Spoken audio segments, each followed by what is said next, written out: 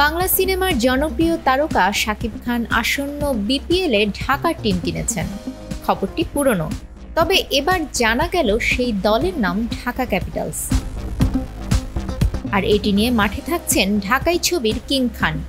নায়কের কসমেটিক্স ও home care company Remark Herlan মূলত এ টিমের মালিকানায় থাকছে। বুধবার সন্ধ্যায় গুলশানের রিমার্ক হারল্যান্ডের হেড অফিসে ঢাকা ক্যাপিটালস টিমের মালিক হিসেবে লোগো উন্মোচন করেন শাকিব খান।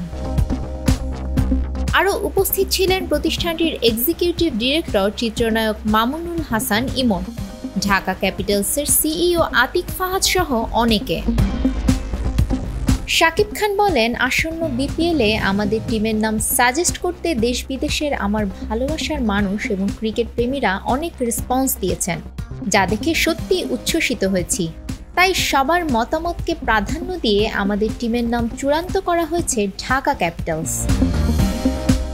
তারকাদের ক্রিকেটে জড়ানোর এ চল বেশ পুরনো। বিশ্বব্যাপী জনপ্রিয় ইন্ডিয়ান প্রিমিয়ার লিগে শাহরুখ খান, প্রীতি জিন্তা, জুহি চাওলা, শিল্পা শেঠির মতো তারকা বিভিন্ন দলের মালিকানায় ছিলেন।